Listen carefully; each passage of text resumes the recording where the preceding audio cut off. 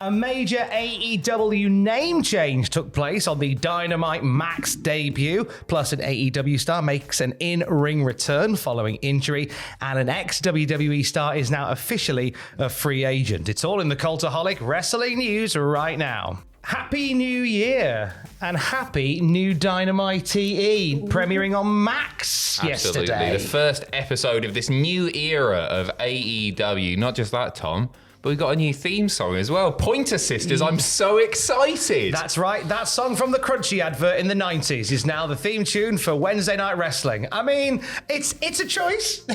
I like it personally. Yeah, Maybe it feels a little bit forced. It's like, yeah, I'm so excited. I'm really pumped up and everything. But I thought it was a good show last night. Speaking of forced, Adam Copeland's got a new name. No, that's too much. Adam Copeland has got a new name. He hinted at this a couple of months ago, saying that he wanted to do this.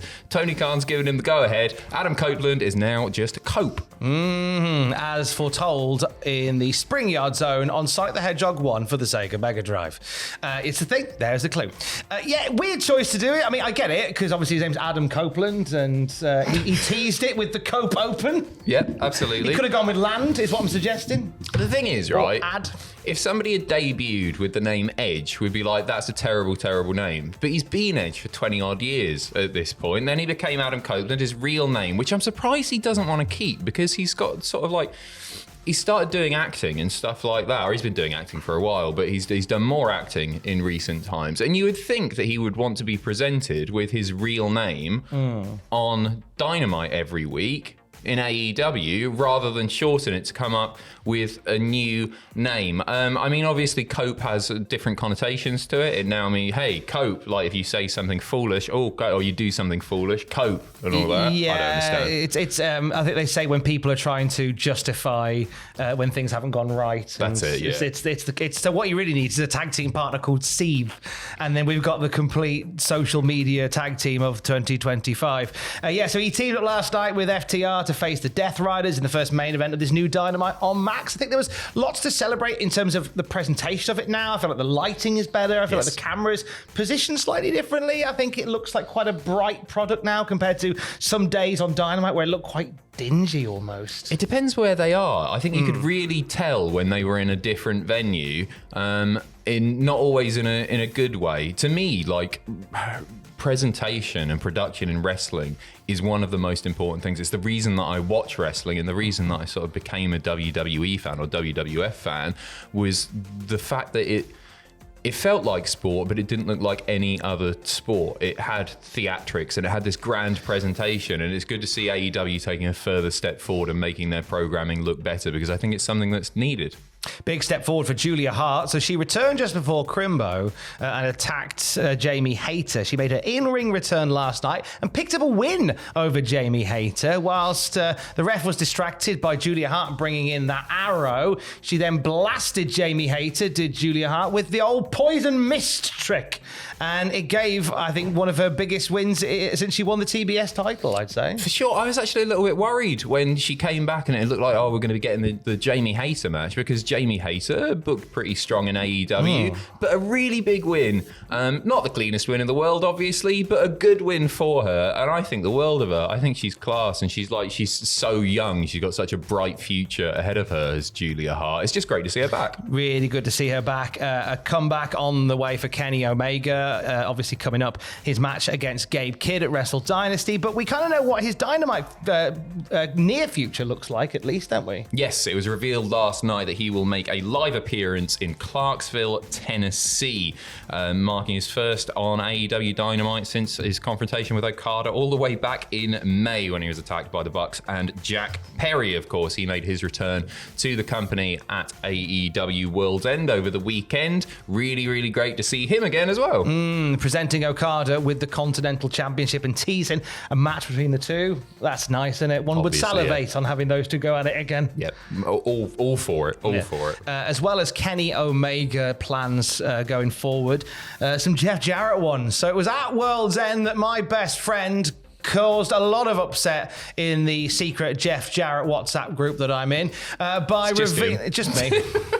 Me and my friend Steve, and where he announced he was making an announcement on Dynamite. That announcement turned out to be he has signed his final contract as an active wrestler with AEW, and he's gonna basically begin his journey to ride off into the sunset, but not before he becomes AEW World Champion. Come on! I know who's stopping the Death Riders. It's Bree Woo! Come on! So, right, a guy with an extraordinary career in wrestling. Nobody else has had a career quite like Jeff Jarrett. And when he announced it, when he was like, yeah, I'm coming for gold, I was like, oh, okay, cool. You want I don't know, the tag gold or something like that. But then he was like, no, I want the world title. Of course he does. There's a way to do this. There's actually a way to do this. You have him win it for 5 minutes and have Christian cash in and take it straight off him. Because, like, I remember when Jarrett first got signed by AEW and fans were just like, oh, of course he has, first of all, because he's Jeff Jarrett and he gets everywhere. There's nowhere that he hasn't worked. But over the years, the fan sentiment has really changed, and Jarrett's put in some really great in-ring performances. He's been really great on the mic. I think he's elevated people as well, which is really what he's there to do.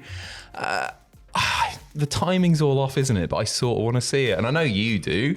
Well, I can't comment. I'm too close to the story on this one. But he has an opportunity because he's entered into the Casino Gauntlet match next week. The winner of that match will face Jon Moxley at Dynamite Maximum Carnage the following week.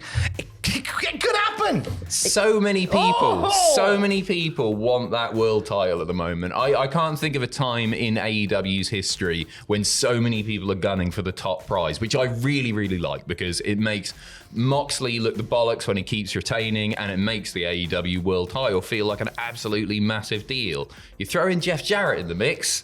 Why not? It's obvious that therefore everybody else falls to the wayside. Hey, Tony Khan, you coward, make Jeff Jarrett AEW World Champion. Thank you very much. So that's how they kicked off their new era. Big one for WWE next week. Obviously a big one for AEW last night. Their first simulcast on Max. If you are a Max subscriber, you can get all the Dynamite episodes in 2019 and all the Dynamite episodes in 2024, and all the pay-per-views are on there now. So they've thrown a lot into the archive on Max straight away. Nice, which is good to see. WWE did the same thing just the other day when we started seeing the transition over to Netflix. Obviously, the WWE network has now been switched off. Yep. I imagined it was just a big light switch. They just went ba-dum. It happened very, very soon after midnight. They didn't mess around. They took it down by 1 a.m. because that's my New Year's. I was keeping an eye, and then the screen went, and I couldn't access any of the stuff anymore. And then I went on Netflix, and I wanted to watch a specific episode of SmackDown from 1999, and my heart sank when I saw it wasn't one of the ones that they'd added. There are about 4 episodes from 99 on there. They'll get there in time and everything. It's just going to be a bit of a waiting game, isn't it? Why is it only like on January the 1st did I go, oh, I really want to watch AWA? We've been spoiled. We have been spoiled. We don't deserve the network. No. We don't deserve dogs, and we don't deserve the WWE network. When it came around, we were all just like, oh, making jokes about $9.99 because they wouldn't shut up about $9.99. But you don't know what you got until it's gone. They paved paradise and put up a parking lot. I've downloaded all of them, so I don't care. XWT. Speaking Look out for pachitistream.egg coming soon. Speaking of things we don't know how lucky we had it till they're gone, Baron Corbin, real name Tom Pestock, who was backstage at World's End on Saturday night, is now officially a free agent. Putting out a statement on Twitter that said, I'm officially no longer under contract since I was not fired. I was told they were not extending, so if you're making a horror movie, let me know. Ha ha ha ha. New year, no contract. Let's see what we can create. I hope AEW sign him. I think Impact have got him. Sorry, TNA have got him, haven't they? I think that tease is for Baron Corbin, Tom Pestock. And that's cool because I just want to see him work, because I think WWE dropped the ball a little bit, and there'll be people that laugh at that statement, but I think Baron Corbin is a proper pro. I think he's really, really solid in the ring. I think he's got a great move set. He's massive. And honestly, I saw him as a future world champion, and I saw a tweet go out that WWE thought the same way. End of 2014, they put an article out, 10 wrestlers who are going to be the future of WWE in a decade's time. And you had a few people on there, like Ambrose was on there. You had Roman Reigns, who was in the number 1 spot. Corbin, I think, was on there as well. You could tell there was, I mean, him being programmed with Roman Reigns, even in those sort of, pre-tribal chief days of Roman Reigns, is a statement, because even then Roman was seen as the future, and Baron was one of the last guys before Roman began this historic run as a world champion. He was one of the last guys to pin Roman Reigns. So what more of a statement could you make, Yeah, for sure. He's the guy that retired Kurt Angle. They clearly had, high ambitions. They ruined him. They really ruined him, because he got into feud after feud and just lost and lost and lost. He came out on the losing end of all of these feuds, and it got to the point where it's like, oh, okay, another Baron Corbin feud. He's not going to win. And they never fixed that, and they could have fixed that, and they didn't. So I'm really excited to see what Tom Pestock does next. I can't wait to see what Darren Corbin is doing in the Impact Zone, Maggle, in weeks to come. For the very latest wrestling news at any time, you can check out Cultaholic.com. Happy New Year, stay safe, and love you, bye.